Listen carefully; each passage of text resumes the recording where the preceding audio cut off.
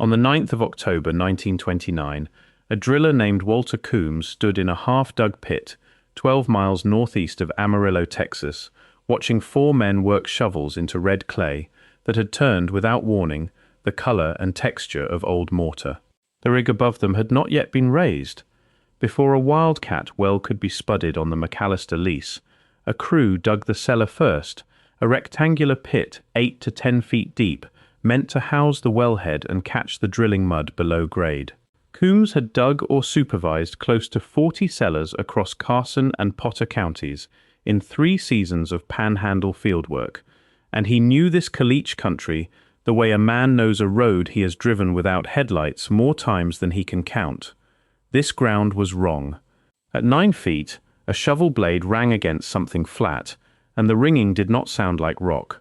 The lease sat on land that had been open range within living memory, purchased from a cattle outfit only 2 years earlier as the panhandle oil boom pushed south and east from Borga and the Gray County fields discovered a decade before. By 1929, independent operators like the McAlester Petroleum Company were leasing wheat pasture and grazing land across Potter and Carson counties almost as fast as the drilling contractors could move rigs between locations, and a crew like Coombs's might dig 3 or 4 cellars in a single month, each one indistinguishable from the last. Nothing about the McAlester lease, its abstract, or its surface use had ever suggested it held anything but the same red clay and caliche hardpan every other quarter section in the county sat on. The tool dresser, a young man named Ray Judkins, was the one who cleared the last inch of soil away with his hands. What came up under his fingers was not the pale, chalky caliche hardpan every panhandle well digger learns to recognize by feel within a season. It was grey, dense, and cut. A single block, roughly 2 feet across, sat flush against 3 others just like it, the seams between them so tight that Judkins later told his sister he could not have slid a knife blade into the gap. The crew widened their scrape by lantern light rather than wait for morning. Coombs would tell the story only a handful of times in the years that followed, and every version agreed on the same detail. The floor did not end where their pit did. It kept going. If you're enjoying this story so far, don't forget to hit the like button and subscribe. Drop a comment telling me where in the world you're watching from. I love hearing from you. By the time the sun came up on the 10th, the crew had exposed roughly 100 square feet of paved floor, laid in a pattern of interlocking slabs that ran flush and level in every direction they tested it. The stone was a hard grey dolomite, not native to the immediate surface, but common enough in outcrops along the Canadian river breaks a few miles north. The same beds later panhandle quarrymen would work for foundation stone. What made the men stop digging was not the material. It was the fit. Each slab had been shaped along its edges to meet its neighbor, not simply set side by side and packed with clay the way a rancher might lay a rough patio. The joints ran in straight, continuous lines, and where 2 lines crossed, they crossed at a clean right angle. Judkins found a shallow channel cut into one slab, no wider than a finger, running dead straight for 6 feet before it disappeared under still buried floor. Nobody on the crew could explain what a groove that precise was doing 9 feet under a wheat pasture that had never, according to the county abstract, held a structure of any kind. Voss tested the floor with the flat of a shovel blade across a dozen points and found it level within a hair at every one, a consistency he later said unsettled him more than the stone itself. Judkins, for his part, kept scraping at the joint lines with a pocket knife, trying and failing to find a single spot where the mortar or packing between slabs had crumbled or shifted with time the way any 900-year-old seam should have. The floor behaved, in his description, like something finished the week before, rather than something that had sat undisturbed under grazing land since before Columbus. Coombs sent the second driller, a man named Delbert Voss, up the section road to find the lease's field superintendent. What Voss reported when he came back, and what Coombs repeated for the rest of his life, was that a low wall had begun to emerge along the pit's north edge, built from the same fitted stone, rising perhaps 8 inches above the floor line before the men had stopped their picks in fear of striking through it. A wall meant a A room meant the pasture above them had once held something built with intention, at a depth that put it well beneath any foundation a homesteader or rancher could plausibly account for, and well beneath the reach of any plough that had ever worked that quarter section. The crew's cook, an older man everyone called Preacher, walked the edge of the pit twice with a lantern and would not go back down. The field superintendent, a company man named Otto Pruett, arrived from the McAlester Petroleum Company's Amarillo office before noon. His instructions, according to both Coombs and Judkins in separate accounts given years apart, were short. The cellar would be finished on schedule. The stone floor would be treated as an obstruction, broken through where the wellhead needed to sit, and the rest left buried. No call was placed to the county. No photograph was taken that survives today, and no state geologist or university man was summoned to look at what 4 men had spent a night uncovering by lantern light. Pruett's reasoning, as Coombs remembered it, was economic rather than secretive. A shut-in lease cost money every day it sat idle, and a buried stone floor was, in his words, a rancher's business and not an oil company's. Pruett gave the order standing at the pit's edge, according to Voss, without climbing down to examine the stone himself. He looked at it from above for perhaps a minute, asked whether the wellhead footing would clear the wall, and left the answer to that single practical question to decide everything else about how the morning would go. Whether that explanation satisfied the crew is a separate question from whether it satisfied the record, because the record itself goes quiet at exactly this point. The McAlester Petroleum Company's Panhandle Field Ledger for that stretch of October, portions of which survive in the Panhandle Plains Historical Museum's business archive, lists cellar completion for the lease on the 11th. It does not mention the delay, the stone, or the 2 days the crew actually spent on a pit meant to take one. Walter Coombs did not work the rig that went up over that cellar. He drew his pay from Pruett that same afternoon and left the lease before the derrick was raised, and every account of the incident, family and otherwise, agrees that he never gave the company a reason beyond telling Pruett he was through with that particular hole in the ground. Within the year he had moved his family to Pampa and taken work on a different crew entirely, one that never drilled within 10 miles of the McAlester lease again.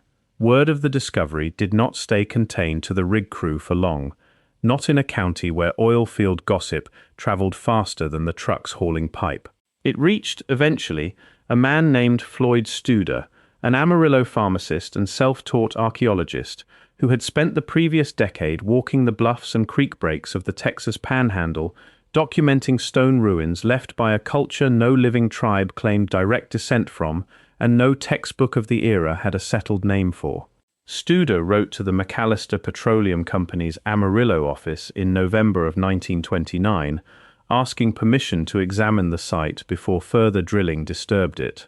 He was, by then, already known around the county courthouse and the local newspaper office as the pharmacist who spent his Sundays measuring ruins other men walked past without a second look, and he had built a small but genuine correspondence with landowners across the Panhandle, willing to let him survey their pastures before a plough or a rig disturbed what lay under them. The McAlester lease was one of the few requests he made that year that went nowhere. The reply he kept in his personal files, later donated along with the rest of his papers to the museum he helped found, states simply that the cellar had already been cased and the rig was operating. There was nothing left to see. If you're hooked on this story, make sure to subscribe and turn on notifications so you never miss an upload. Your support means everything and helps me bring you more emotional stories like this one. Studer did not pursue the McAlester lease further. He had, by 1929, already begun the survey work that would make his name in Texas archaeology. Walking the breaks along Antelope Creek, roughly 40 miles northeast of the well site, and recording a series of stone ruins that would come to define what archaeologists later called the Antelope Creek phase, a farming culture that built contiguous, multi-room dwellings from fitted sandstone and dolomite slabs along the Canadian River drainage, sometime between 1200 and 1500 of the Common Era. The site he would return to again and again over the next 2 decades, later excavated more fully by Alex Krieger in the 1940s and by Jack Hughes and Christopher Lintz in subsequent decades, is known in the archaeological literature as Antelope Creek Ruin 22. Its walls, like the ones briefly exposed under the McAlester lease, were built from stone shaped and fitted along the edges rather than simply stacked, laid over floors leveled with a precision that still draws comment from archaeologists working the region today. The pattern does not end at Antelope Creek. Roughly 25 miles west, along the flint beds that would later be set aside as the Alabates Flint Quarries National Monument, a second cluster of stone slab structures was documented in the 1930s near the quarry pits that Antelope Creek people worked for, toolstone traded across the southern plains. The flint itself, a banded, colourful chert prized for knapping, has turned up in archaeological sites as far away as the upper Midwest and the Rocky Mountain front, carried out of the Panhandle along trade routes that ran for centuries before any European surveyor mapped the region. A people capable of organizing that kind of exchange, moving stone from a single quarry source across hundreds of miles of plains territory, were also, the evidence suggests, capable of building with a precision their tool-making already demonstrated. Excavators near the quarry pits found the same construction signature documented later at Ruin 22. Rectangular rooms, party walls shared between adjoining chambers, entryways offset to break a direct line of sight into the interior, and floors of packed caliche, or fitted stone, kept remarkably level across rooms that in some cases ran 30 feet or more from end to end. What both sites share with the buried floor Walter Coombs uncovered is not simply the material, it is the discipline. A people who left almost nothing else behind in the written record, no alphabet, no chronicle, left stone joints cut tight enough that a driller's tool dresser could not fit a knife blade between them, nearly 600 years after the last hand set the last slab. Christopher Lintz, whose later fieldwork refined much of what is now understood about Antelope Creek construction methods, noted that builders selected slabs specifically for their flat, even faces rather than simply using whatever stone lay closest to hand, hauling better material from further sources when the nearest outcrop would not hold a level line.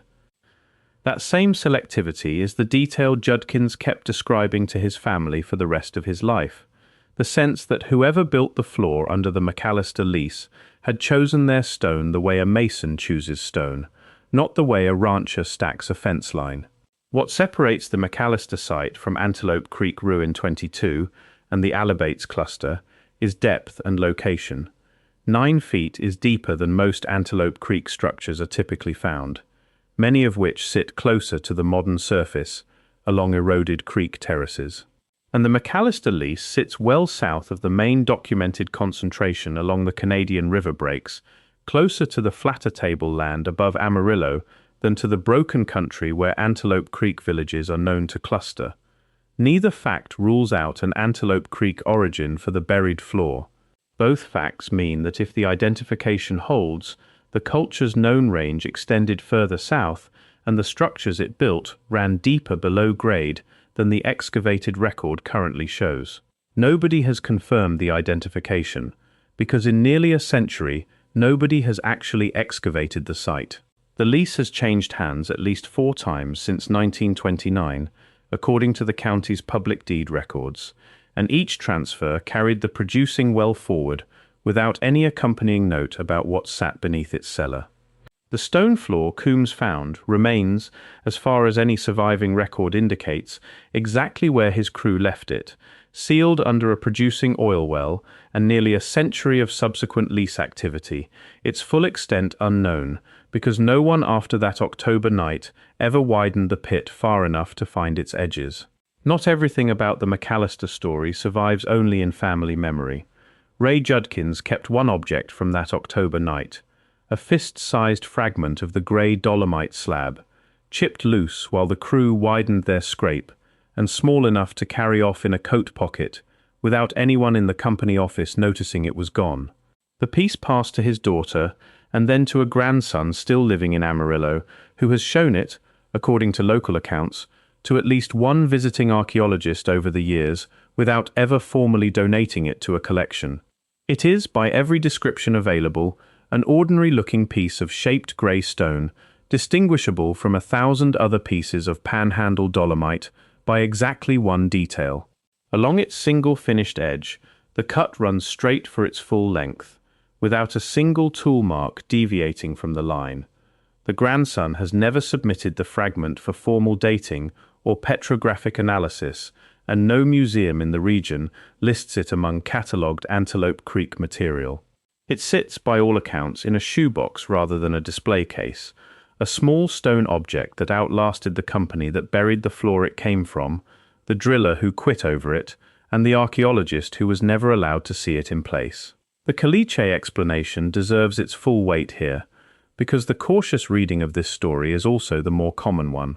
Caliche hardpan does form naturally across the Llano Estacado and the surrounding panhandle tableland, sometimes in sheets flat and dense enough to be mistaken, in bad light and after a long night shift, for something built rather than grown. Well, crews across Texas have struck false floors of hardened caliche for a century and walked away from the pit convinced they had found a building. Coombs and Judkins were experienced men, but experience is not immunity from a trick of geology and lantern light, and no photograph, no state survey, and no independent excavation exists to settle the question either way.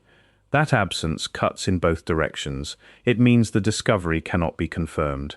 It also means it was never disproven, only buried a second time by a company more interested in oil than in stone.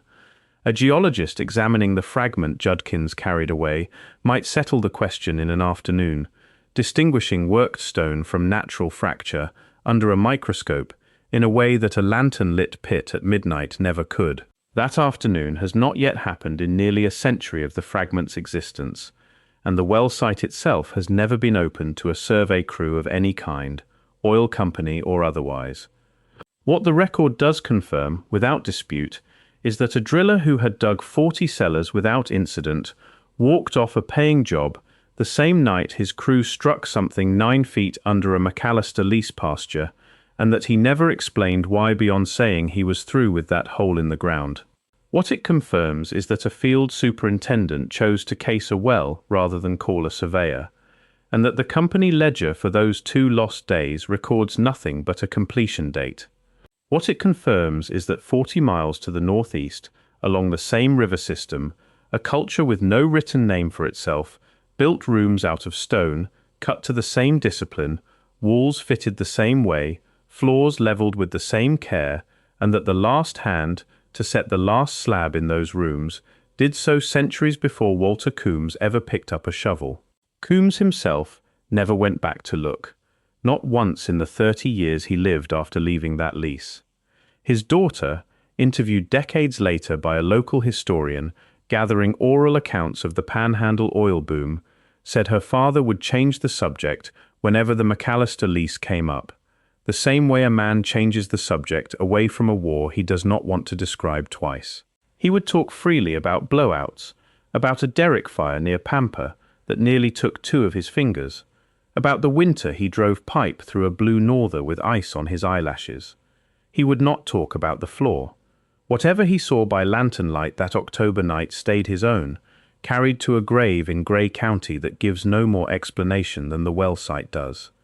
Somewhere under a pump jack outside Amarillo, a floor that either extends a known culture's footprint or answers to nothing in the archaeological record at all, is still down there, still fitted tight enough to keep out a knife blade, still waiting on the one thing it has never received in nearly a century. Someone willing to dig past 9 feet and finish what a driller started and refused to see through. Thank you so much for watching until the end. If you loved this story, check out the other videos on your screen now. I think you'll really enjoy them. And don't forget to subscribe if you haven't already. See you in the next story.